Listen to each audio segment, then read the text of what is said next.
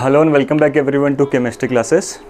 So I saw a question in UPPSC this year and it was a very relevant question regarding to thermodynamics and a very interesting question. So I thought that we should discuss that question because it gives us very much insight about what's going on in the system. So the question was regarding a refrigerator and it was said that if the door of a refrigerator,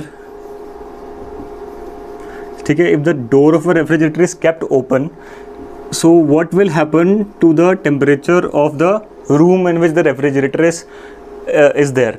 And the options were like this, that the room temperature will drop. The second option was that room temperature will increase.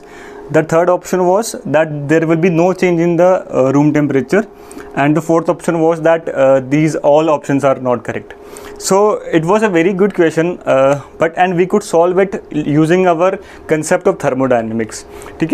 See, we have seen engine and we know that what does an engine does. Engine will convert heat to work. Okay, that is what we have seen in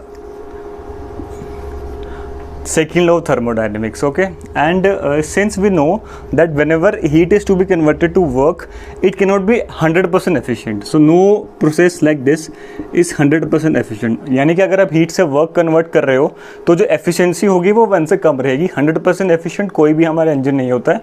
Carnot engine का हमने discussion किया था, that is also not a 100% efficient engine. And almost क्या सभी engine जो हैं, जो भी हमारे नेचर में हैं, they are not 100% efficient. Some amount of the heat which जो हमने दी है वो लॉस हो जाती है. ठीक है, वो सब सारी की सारी जो हीट है वो वर्क में कन्वर्ट नहीं हो पाती है. Some amount of heat always gets lost into the surrounding. So this is what we understand.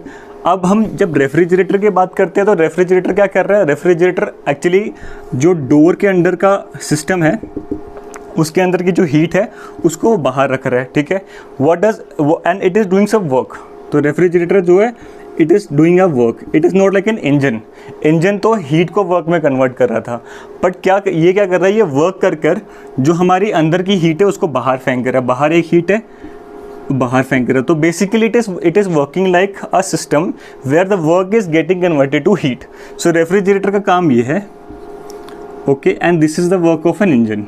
ठीक है, अब हम थोड़ा कंसेप्ट लगाएंगे तो हम इस चीज़ को थोड़ा क्लियरली और समझ सकते हैं. जैसे अगर हम हीट देखें, हमने कहा कि जो हमारा कोई भी सिस्टम जो है वो 100% एफिशिएंट नहीं है. इसका मतलब अगर आपने 100 जूल की हीट दी है तो it is always likely that 100 joule से कम का वर्क मिलेगा. तो यहाँ पर हम ले रहे हैं कि 90 जूल का वर्क मिलेगा. ठीक है, सिमिलरली अगर हम उल्टा करके देखें इसको, मतलब ये तो हमने हीट टू वर्क की बात करी. सपोजिटली अगर मुझे वर्क टू हीट करना है तो work to be converted to heat. तो यहाँ पर अगर आप थोड़ा अपना मतलब do not go into very much deep into thermodynamics, but थोड़ा लॉजिस्टिकली अगर हम देखें, लेमन लैंग्वेज में देखें, तो ये होगा कि अगर आपकी 90 जूल की हीट है तो वो बेसिकली 100 जूल में 90 जूल का वर्क है तो हीट जो है वो ज़्यादा होगी. बेसिकली इसके साथ एक अलग से हीट भी होती है, सिस्टम की हीट भी होती है, वो ऐड होकर वो 100 जूल तक पहुंचता है. बट बेसिकली अगर हम कंसेप्ट में देखें तो 90 जूल का जो वर्क है वो 100 जूल हीट पे कन्वर्ट कर रहा है. रेफ्रिजरेटर ऐसे काम करेगा. ठीक है, अगर हम रेफ्रिजरेटर की बात करें तो रेफ्रिजरेटर क्या कर रहा है? अंदर हमारे जो रेफ्रिजरेटर के अंदर कुछ हीट है, let it be Q heat.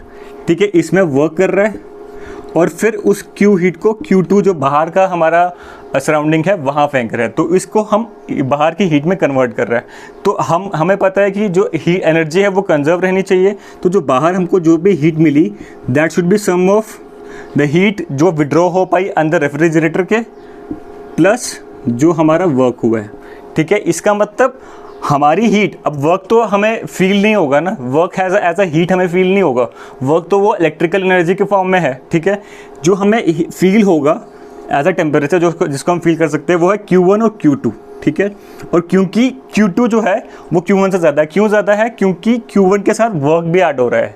इसका मतलब हमारा जो रेफ्रिजरेटर है अगर सपोजिटली 10 जूल की हीट वो विड्रॉ कर पा रहा है अंदर से, बाहर वो 10 जूल से ज़्यादा हीट फेंक रहा है.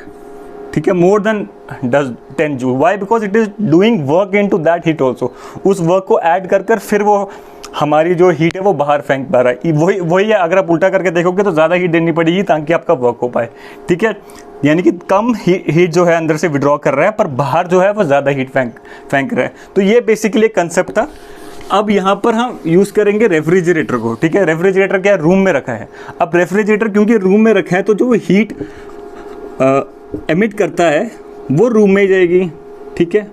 अगर आप अगर आप डोर खोल देंगे, ठीक है, डोर अगर ओपन है तो क्या करेगा, सपोजिटली उसने 10 जूल की हीट हमारे टेम्परेचर से हमारे रूम से विड्रॉ करी, पर रूम पे ही, क्योंकि एमिट तो वो रूम पे करेगा, है तो वो रूम पे प्रेजेंट, रूम पे ही वो 10 जूल से ज़्यादा की हीट जो है वो एमिट करेगा। सपोजिटली उसने 20 जूल की हीट एमिट करी, तो धीरे धीरे क्या होता रहेगा कि वो लेता रहेगा 10 जूल की और 20 जूल की एमिट करता रहेगा। तो धीरे धीरे क्या होगा, जो हीट है हमारे रूम में वो बढ़ जाएगी अल्टीमेटली, क्योंकि हीट बढ़ गई है तो टेम्परेचर भी हमारे जो रूम का है वो बढ़ जाएगा।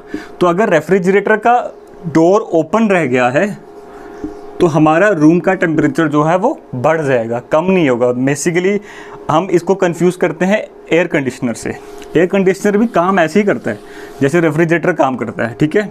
बट एयर कंडीशनर में एक बहुत बड़ी चीज़ ये है कि उसका जो हीट फेंकने का, बाहर एमिट करने का जो उसका सिस्टम है वो it is outside the room, ठीक है।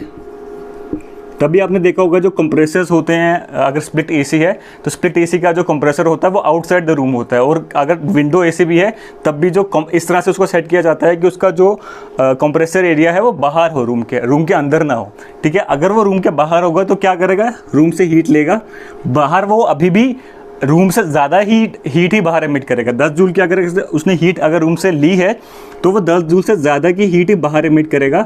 बट यहाँ पर फ़ायदा ये है कि वो बाहर एमिट कर रहा है, इसलिए धीरे धीरे जो है वो रूम का टेम्परेचर जो है वो कम होता रहेगा। बट अगर आप सेम कंडेंसर को अंदर ले आओगे, सपोजिटली एसी के कंडेंसर को अगर आप कंप्रेसर को अगर आप अंदर ले आओगे तो वो क्या करेगा, वो हमारे ही रूम को गर्म करना शुरू कर देगा, क्योंकि वो हीट तो कम विड्रॉ करेगा पर एमिट ज़्यादा करेगा। क्योंकि बात एफिशिएंसी की आती है। एफिशिएंसी हमारी इस तरह की होती है, हमें देखा कि हीट टू वर्क कन्वर्ट करने के लिए एफिशिएंसी कभी भी 100% नहीं होती। तो वर्क से हीट करने के लिए क्या होगा कि जो अगर हम वर्क को हीट में कन्वर्ट कर रहे हो तो extra amount of heat release होगी, क्योंकि वर्क के साथ जो रूम टेम्परेचर पे हीट है वो भी ऐड होती रहेगी। तो इसलिए एक्स्ट्रा अमाउंट ऑफ हीट जो है वो हमेशा रिलीज होती रहेगी। इसलिए रेफ्रिजरेटर का अगर आपको काम करना है तो उसका डोर हमेशा क्लोज रहना चाहिए। अगर रेफ्रिजरेटर का डोर ओपन रह गया है तो रूम का टेम्परेचर ठंडा नहीं होगा और कांस्टेंट भी नहीं रहेगा, रूम का टेम्परेचर जो है वो बढ़ने शुरू हो जाएगा, क्योंकि हीट जो है वो रूम में अब ज़्यादा आनी शुरू हो गई है। तो that was a good concept.